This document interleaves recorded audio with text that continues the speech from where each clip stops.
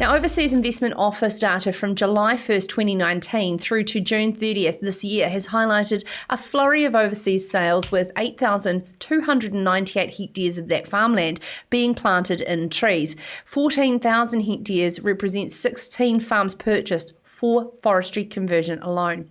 Alongside the 16 farm purchases, there was 20 existing forestry block purchases made over the same period to foreign buyers, amounting to nearly 48,000 hectares of land. Richard Rennie's great investigation into this piece has led us to be joined now by Communications Manager for Forestry Owners Association in replace of Phil Taylor, who had to catch a plane, but Don always does a great job. Don, appreciate you joining us. Thank you so much. Are you surprised by the amount of land sales? It was bantied around previously by James Shaw and, of course, Andrew Morrison from Beef and Lamb around the end figures, but specifically to foreigners for forestry conversion? Yeah, those figures obviously need a little bit of interpretation. We're talking about, as you say, some forest owners selling to other forest owners, and they're both foreign. But the conversion to farmland averaged about 1,000 hectares a month for last year, and it's eased back quite a bit this year. I don't know whether it's COVID or some other factor.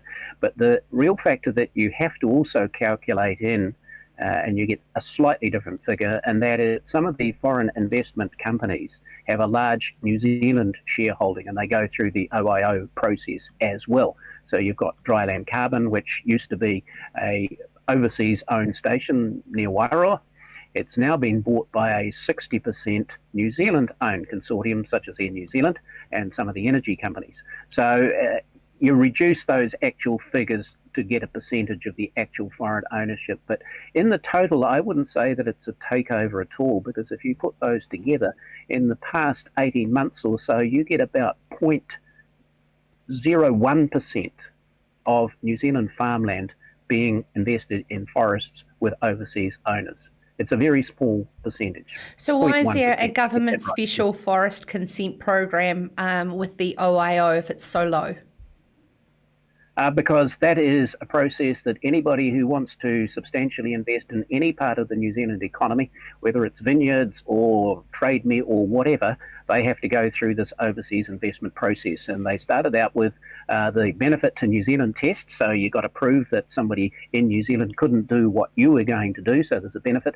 And then the fast tracking process for the forest industry, just simply to cut through some of the more ridiculous red tape, such as that you would do an application and you had to prove good character for one application, and then you'd get another application from the same company that had to go through the whole same process. So it's really a streamlining. And if you actually have a look at the total overseas investment in New Zealand, it's running at about between $4 and $5 billion a year worth. So it's a pretty big investment from overseas. Forestry is only a really small part of that, and it includes the dairy industry too. So, Don, if it wasn't so much of an issue, why has Labour, this government, have been encouraging forestry investment since pledged in the first 6 months, if they were re-elected, would curtail conversion of productive land into forestry? They must now be concerned.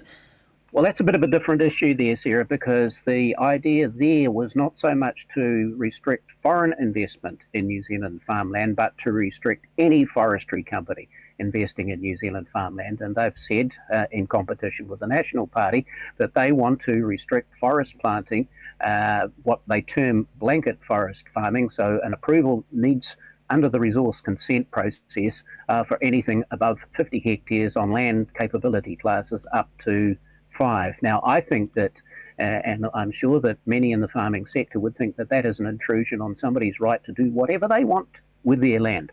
If they want to run sheep on it, if they want to plant trees on it, surely that is their entitlement. And both National and Labor they want to restrict that, which most landowners, I mean, if somebody's retiring off their property, they want as many bidders for that property as they can get, and especially if they're not making a dollar out of it and their hips got dodgy. Yeah, they want good bidders. Yeah, certainly, Don, but it's not a level playing field, let's be honest, when forestry has been heavily subsidised in the way that has been put forward by this government compared to other land uses. Well, it depends on which subsidy you are talking about, and I presume you are talking about the carbon credits. Now, some will see that as a carbon subsidy. Others will see that as the government having a policy, and it's been well worked through to some extent, because nobody really knows until the Climate Change Commission comes out with some numbers in about May next year as to how much forestry we need. But we certainly need a lot more forestry than we have to sequester the carbon that is going to be necessary to reach the zero carbon target. And that's all the political parties have signed on to that. The major political parties have signed on to that. Now, the alternative is, and that's the long-term solution, everybody agrees. I mean, Andrew Morrison and I totally agree on this. You've got to get your fossil fuel emissions down. In the meantime, the sugar solution is the easy one, plant more trees. But there is no other option for the next few years. How many it's going to be, 10, 20, I don't know, nor does anybody else. So it has to happen. Reduce versing offsetting is a great way to curtail that very much, and not being able to encourage that. Now let's cross over to this PricewaterhouseCoopers report that has come out saying that despite forestry $7.9 billion a year earnings being only 2/3 of sheep and beef farming's annual earnings, the forestry sector is achieving that with a fifth of the $1.7 million hectares. So is that effectively saying that you can produce more in forestry for least amount of land? That's what it's saying, Sarah, and that was a report that PricewaterhouseCoopers, as a reputable agency, it was commissioned by MPI. MPI had it in May. I knew it was there, so I asked them for it, and now we have it. And so that puts another perspective on other reports such as Beef and Lambs Baker Ag, which said things were the other way around. It's on a national scale. It won't work out on a per farm basis because some farmers are better than average foresters. There's no doubt about that. And there's different classes of land and regions have different qualities. But not only is forestry having a bigger economic impact per hectare down the value chain, but it's employing about twice as many people as well. So that is, I know, contrary to a deeply held myth in some quarters, but that's the fact of the matter. Okay, so with regards to the environmental impact of forestry, let's put this in perspective as we're going to be joined by Federated Farmers Southland Vice President talking about the great work sheep and beef farmers are doing with winter grazing in Southland. What is the Forestry Owners Association's goals in the next 12 months to up its game in environmental management? I think you're referring to debris floods in Tolaga Bay primarily. Yeah, that's our Achilles heel.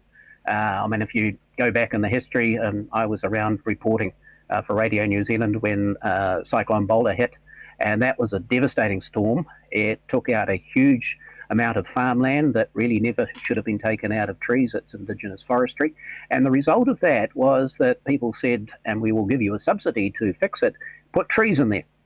And so you won't have the same problem. And the Tolaga Bay floods in 2018 were nowhere near as bad, and they were much more localised than the Cyclone Bola 3 decades before. But that's not to minimise it. It's just to say that every time you put an improvement into your environmental impact, you need to do more. And we really do need to do more. Some of that land should be retired and no trees ever cut off it again. And we're working towards that. And where we do harvest, we're coming up with better technology, such as a grapple to take stuff out of the river, to look at planting different species, to cut in smaller areas of clear fell rather than large spaces, to get more of the stuff off so it can be processed. It's worthwhile processing. And so a whole range of things, such as the debris traps. They're a hideous looking thing. You stick some T-iron in the river and you run some cable across it and it stops the bigger bits of debris coming down. Never really been coordinated between different forest companies working in the same catchment. So we're picking up a few of those things, but we're not going to guarantee, especially with more frequent and intense floods, that we're going, with climate change, that we're not going to ever have it happen again. It will continue to happen. Those hills will all finish up one day in the ocean. But we're doing better and we're working hard, and we realise that our social license sediment runoff and the national protection of our soils in this country should be, in my mind, at the forefront of the next decade in New Zealand farming. And of course, the national policy standards for fresh water come into effect in September, Don, and forestry should be heavily focused on this. Yeah, the sediment issue, not the range of issues that there is in farming. I mean, I take issue on that. I think that the protection of wetlands around New Zealand should be the highest priority. That's our national Achilles heel. We have destroyed so many of the wetlands and tidal estuaries, and that really is where the breeding grounds of so many species are, and that's the biggest loss and the biggest thing to protect. But yes, I agree. I think they go hand in hand, our Don. soils as well. Now, I do actually lastly want to ask you about a conversation I had earlier. Now, I know you're such a good champ, Don, because I can throw anything at you. You've been around long enough.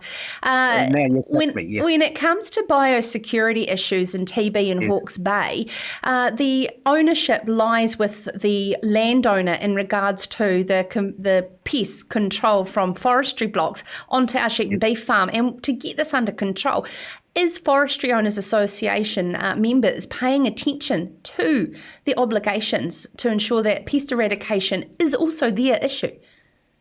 Pest eradication and TB, of course, is primarily a farm problem because they have the stock to protect. And for many forest operators, they have too many animals in their forest that becomes a negative as well. They pay taxes, they pay the rates and all of those sorts of things, but this is very much a user pays system. If farmers are required to protect their stock from TB, then they get levied on that basis. To be fair, when they've got a neighbour that is a forestry block, that's not a very fair thing. The obligation should be with the landowner to do just as much under their legal rights as well. Yeah, well, if you can come up with a particular legal obligation that has not been filled by a forest owner, let me know. Okay, any Hawke's Bay farmers, send me an email, sarah@perryandmedia.com, and I'd love to hear how you're going with that notice movement of direction. It's going on considerably at the moment, Don. You're an absolute treasure. I really appreciate it. Of course, filling in for Phil Taylor, the Chair of Forest Owners Association. Don, you do a great job. You know your stuff. And if he had got on the plane a minute earlier, he would have been on live instead of me. Yeah, no, you do very, very well. Thank you so much, Don Carson. This is Sarah's Country.